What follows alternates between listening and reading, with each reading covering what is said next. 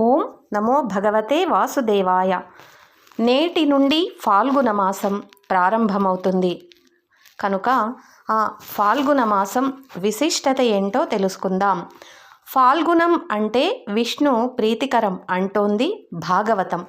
ఫాల్గుణ శుద్ధ పాడ్యమి నుంచి 12 రోజులు పయోవ్రతం ఆచరించి విష్ణుదేవుడికి క్షీరాన్నం నివేదిస్తే అభీష్టం సిద్ధి కలుగుతోందని భాగవత పురాణం వివరిస్తోంది. అదితి పయోవ్రతం ఆచరించి వామనుడిని పుత్రుడిగా పొందిందట.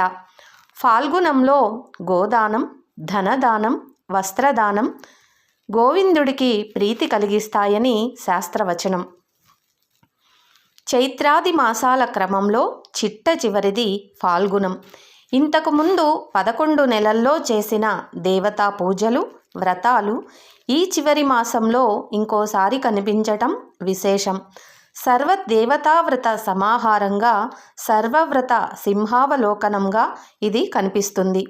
వసంత పంచమి నుంచి ఫాల్గుణ పూర్ణిమ వరకు ప్రకృతి రోజుకో రంగును సంతరించుకుంటుంది. చిలుకలు వాలిన జామ చెట్టులా ఉండే ప్రకృతి పంచవన్నెల రామచిలుకలా కనువిందు చేస్తుంది. చలి పూర్తిగా తగ్గదు. నులివెచ్చదనం ప్రాణానికి హాయి కలిగిస్తుంటుంది.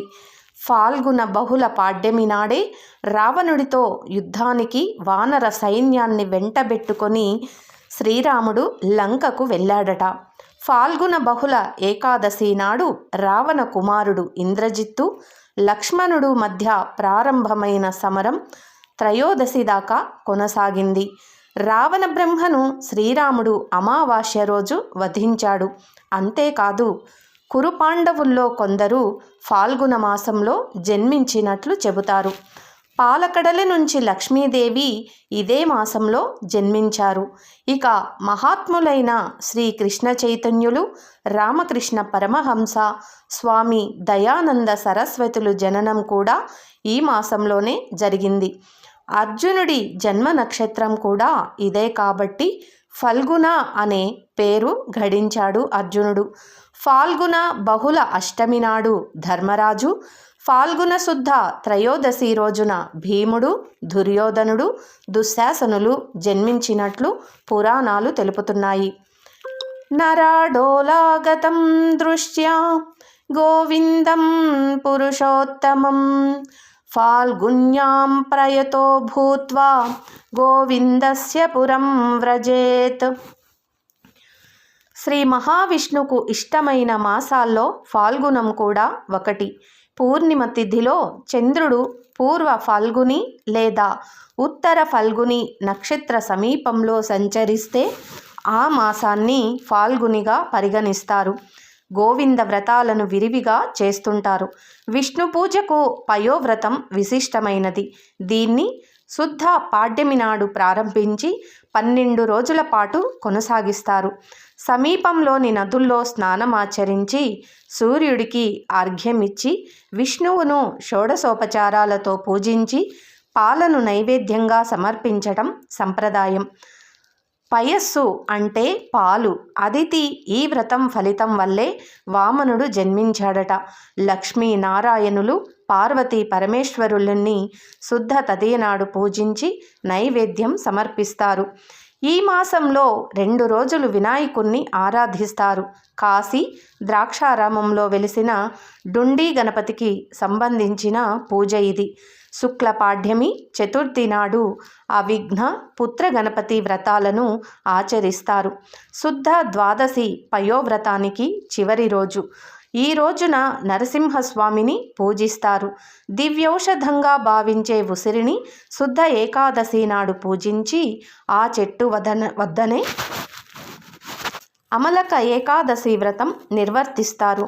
దీన్ని అమృత ఏకాదశిగా పరిగణిస్తారు. మదురైలోని మీనాక్షి సుందరేశ్వరుల కళ్యాణం రోజు ఇదే. అందుకే శివపూజ చేస్తారు. ఈ నెలలో విష్ణు పూజకు ప్రాధాన్యత ఉంటుంది.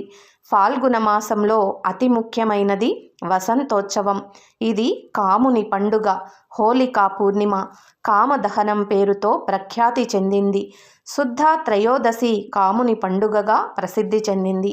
ఈ పర్వదినాన శివుడు, మన్మధుడు, కృష్ణుడు, లక్ష్మీదేవి పూజలందుకుంటారు. ఫాల్గుణ మాసంలో ప్రతి తిథికి ఒక ప్రత్యేకత ఉంది. చవితి నాడు సంకట గణేశ వ్రతం ఆచరిస్తారు. బహుళ అష్టమి నాడు సీతాదేవి భూమి నుంచి ఆవిర్భవించింది. అందుకే ఆ రోజున రామాయణాన్ని చదివి సీతారాముల్ని కొలుస్తారు. బహుళ అమావాస్య నాడు పితృదేవతలకు పిండ ప్రదానం చేసి అన్నదానం చేస్తుంటారు. పౌర్ణమి నాడు చంద్రుడు ఉత్తర ఫల్గుని నక్షత్రయుక్తుడై ఉదయించే మాసం ఫాల్గుణ మాసం. సంవత్సరంలో చివరి మాసం అయినప్పటికీ అధిక ప్రత్యేకతలు కలిగిన మాసం. సంవత్సరంలో మిగిలిన 11 నెలలలో చేసిన పూజలు, పండుగలు, ఆధ్యాత్మిక కార్యక్రమాలకు సంక్షిప్త రూపం ఈ మాసం. ఈ మాసాధిపతి గోవిందుడు కావున ఈ మాసంలో విశేషించి విష్ణుమూర్తి ఆరాధన చేయటం శ్రేయస్కరం. గోః వేదాలు గోవుల విందః రక్షించేవాడు గోవిందుడు. అంటే ఈ సమస్త జీవకోటికి పూజనీయమైన వేదాలను, గోవులను రక్షించేవాడు. అంతేకాకుండా మనలని రక్షించి ఆత్మతత్వాన్ని తెలియచేసేవాడు. ఈ మాసంలో అచ్యుత, అనంత, గోవింద అనే నామస్మరణ ఎంతో శుభ ఫలితాన్ని ఇస్తుంది. వసంత ఋతువు ఆగమనానికి ముందు వచ్చే ఈ మాసంలో ప్రతి దినము ప్రత్యేకమే. ఈ మాసంలో ఆచరించే కొన్ని ప్రత్యేకమైన వ్రతాలు, పర్వదినాలు, విశేషమైన రోజుల గురించి ఇప్పుడు తెలుసుకుందాం. ఫాల్గుణ శుద్ధ పాడ్యమి మొదలు ఫాల్గుణ శుద్ధ ద్వాదశి వరకు పయోవ్రతం ఆచరిస్తారు. భాగవతం 8వ స్కందం ప్రకారం బలిచక్రవర్తి చేతిలో తన కుమారులైన ఇంద్రాది దేవతలు పరాజయం పాలవటం భరించలేని అదితి కశ్యపుణ్ణి బలి గర్వం అనిచే కుమారుణ్ణి ప్రసాదించమని వేడుకొనగా కశ్యపుడు ఈ పయోవ్రతాన్ని ఆమెకు ఉపదేశించాడు. ఆమె దాన్ని పాటించి వామనుడిని కుమారుడిగా పొందింది. ఈ వ్రతంలో ఫాల్గుణ శుద్ధ పాడ్యమి మొదలు ద్వాదశి వరకు లక్ష్మీనారాయణులని షోడశోపచారాలతో పూజించి కేవలం వారికి నివేదించిన పాలు మాత్రమే ఆహారంగా స్వీకరిస్తారు. ఆ 12 రోజుల అనంతరం హోమం చేసి బ్రాహ్మణులను పూజించి సమారాధన చేస్తారు. ఈ రోజులలో గో, వస్త్ర, ధన దానాలు శక్తి కొలది చేస్తారు. ఫాల్గుణ మాసం శుద్ధ విదయ నుండి యాదాద్రి లక్ష్మీ నరసింహస్వామి వారికి అంగరంగ వైభవంగా బ్రహ్మోత్సవాలు జరుగుతాయి. ఫాల్గుణ శుద్ధ చవితి రోజు వినాయకుడిని పూజించే అవిఘ్న వ్రతం లేదా పుత్రగణపతి వ్రతం చేస్తారు. ఆ రోజున ఉపవాసం ఉండి సాయంకాలం స్వామిని షోడశోపచారాలతో పూజించి ప్రసాదం స్వీకరిస్తారు.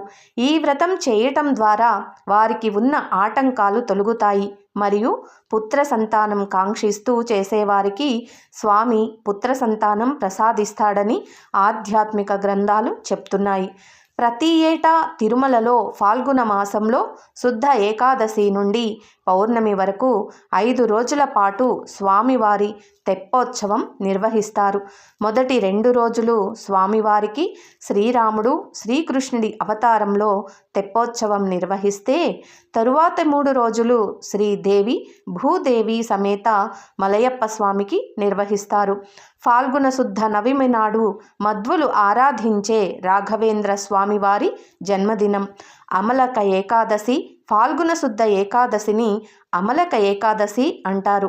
అమలక లేదా ధాత్రి ఫలంగా పిలుచుకునే ఉసిరిని విష్ణు స్వరూపంగా భావించి ఈనాడు ఉసిరి వృక్షం కింద శ్రీ మహావిష్ణువుని భక్తి శ్రద్ధలతో పూజించిన వారికి విశేషమైన పుణ్యఫలం కలుగుతుందని ఋషివాక్యం. ఈరోజు ఏకాదశి వ్రతం ఆచరించి విష్ణు సహస్రనామ పారాయణ చేయటం శుభ ఫలితాన్ని ఇస్తుంది. ఫాల్గుణ శుద్ధ ద్వాదశినే గోవింద ద్వాదశి, నృసింహ ద్వాదశి అంటారు. ఈనాడు గంగా స్నానం పవిత్రం. కుదరని వారు సమీపంలోని ఏదైనా నది వద్దకు వెళ్ళి గంగను స్మరిస్తూ నదీ స్నానం చేయాలి. నృసింహ కరావలంబ స్తోత్రంతో కానీ లేక మరేదైనా నృసింహస్వామి స్తోత్రంతో కానీ స్వామిని ఆరాధించాలి. ఫాల్గుణ శుద్ధ పూర్ణిమ, మహాపూర్ణిమ, హోళికా పూర్ణిమ, డోలా పూర్ణిమ కామ దహనోత్సవంగా వ్యవహరిస్తారు. ఉత్తర భారతదేశంలో హోళికా పూర్ణిమ ప్రధానంగా జరుపుకుంటారు. దక్షిణ భారతదేశంలో కామ దహనోత్సవాన్ని జరుపుతారు. శివ కళ్యాణం అనే మహత్తర కార్యం కోసం తపోదీక్షలో ఉన్న శివుని తపస్సుని భంగం చేసిన మన్మధుణ్ణి తన 3వ నేత్రంతో భస్మం చేసింది ఈనాడే. మరియు మన్మధుని భార్య రతీదేవి కోరిక మేరకు ఆమెకొక్కదానికే అతడు కనిపించేలాగా వరము ఇచ్చాడు శివుడు. మనలో ఉన్న కామక్రోధాదులనే అరిషడ్వర్గాలని దహనం చేసి ప్రశాంతమైన జీవనం సాగించాలని కోరుతూ శివుణ్ణి ప్రార్థిస్తూ చేసే ఉత్సవమే ఈ కామ దహనోత్సవం. అంతేకాకుండా రాబోయే వసంతాగమనాన్ని పురస్కరించుకొని కూడా ఉత్సవం చేస్తారు. ఈ ఉత్సవం వెనుక ఒక కథ ఉంది. ఒకసారి పార్వతి తన ప్రభావం చేత శివుని కళ్ళు మూతపడేటట్లు చేసింది. శివుని కళ్ళు మూతపడినందువల్ల జగమంతా అంధకార బంధురమైంది. శివుడు కోపగించుకోవటంతో అలిగిన పార్వతీదేవి కాంచీపురానికి వచ్చి తిరిగి శివుని అభిమానాన్ని పొందేందుకు ఒక మామిడి చెట్టు కింద కూర్చొని తపస్సు చేయటం ప్రారంభించింది. ఒకానొక ఫాల్గుణ పూర్ణిమ నాడు మామిడి చెట్టు కింద పార్వతీదేవి ప్రాయశ్చిత్త కర్మకాండను పూర్తి చేసింది. అప్పుడు సంతసించిన శివుడు పార్వతిని అనుగ్రహించాడు. అప్పటి నుంచి కాంచీపురంలో ఫాల్గుణ పూర్ణిమ ఉత్సవం జరుగుతుంది. ఈ ఉత్సవాన్ని చూసేందుకు దేశం నలుమూలల నుంచి భక్తులు వస్తుంటారు. ఫాల్గుణ మాసంలో ఈ విధమైన పూజలను దానాలను చేయటం వల్ల అనంతమైన పుణ్యఫలాలు లభిస్తాయని శాస్త్రవచనం. ఉత్తర భారతదేశంలో హిరణ్యకశిపుడి చెల్లెలైన హోళిక విష్ణు భక్తుడైన ప్రహ్లాదుని చంపబోయి తానే దగ్ధమైన సంఘటనకి గుర్తుగా చెడుపై మంచి సాధించిన విజయానికి సంకేతంగా జరుపుకుంటారు. ఈరోజు సాయంకాలం మంటల్లో హోళికను దగ్ధం చేసే కార్యక్రమం జరిపి మరునాడు ఒకరిపై ఒకరు రంగులు చల్లుతూ మిఠాయిలు పంచుతూ ఆనందంగా కాలం గడుపుతారు. హోళికా పూర్ణిమ రోజు చందనంతో కూడిన మామిడి పూత స్వీకరించాలని శాస్త్రగ్రంథాలు చెప్తున్నాయి. ఈరోజు శ్రీకృష్ణుణ్ణి ఊయలలో వేసి ఆరాధించే ఉత్సవంగా డోలా పూర్ణిమ చేస్తారు. తమిళనాడులోని మధురైలో మీనాక్షి సుందరేశ్వరుల కళ్యాణం జరిగిన రోజు కనుక కళ్యాణ పూర్ణిమ అని కూడా అంటారు. ఈరోజు మధురైలో అమ్మవారి అయ్యవార్ల కళ్యాణం జరుపుతారు. ఫాల్గుణ బహుళ విదియ నాడు లక్ష్మీదేవి పాలకడలి నుండి ఉద్భవించినదని చెప్పబడింది. ఆ రోజు కనకధారాస్తవం చదువుకోవటం సత్ఫలితాలను ఇస్తుంది. ఫాల్గుణ బహుళాష్టమి రోజునే సీతాదేవి జనకునికి నాగేటి చాలులో దొరికిందని, కావున ఆనాడు సీతాదేవి జన్మదినంగా కూడా జరుపుకుంటారు. ఫాల్గుణ మాసంలోనే రామరావణ యుద్ధం జరిగింది. మహాభారతంలో కూడా అతిరథ మహారథులైన అనేక మంది వీరులు ఫాల్గుణ మాసంలోనే జన్మించారు. ఫాల్గుణ బహుళ అమావాస్య రోజును కొత్త అమావాస్య అంటారు. ఆ రోజు కొత్త సంవత్సరానికి వ్యవసాయ పనులు ప్రారంభిస్తారు. ఆ రోజు పితృదేవతలకి తర్పణాలు ఇస్తారు. ఇలా ఎన్నో విశిష్టతలను పొందుపరుచుకున్న ఫాల్గుణ మాసంలో భక్తి తత్పరతలతో ఆ భగవానుని సేవించి ఆయన కృపకు పాత్రులమగుదాముగాక. ఓం శ్రీ కృష్ణార్పణమస్తు. ఓం నమో భగవతే వాసుదేవాయ. ఓం తత్సత్. స్వస్తి.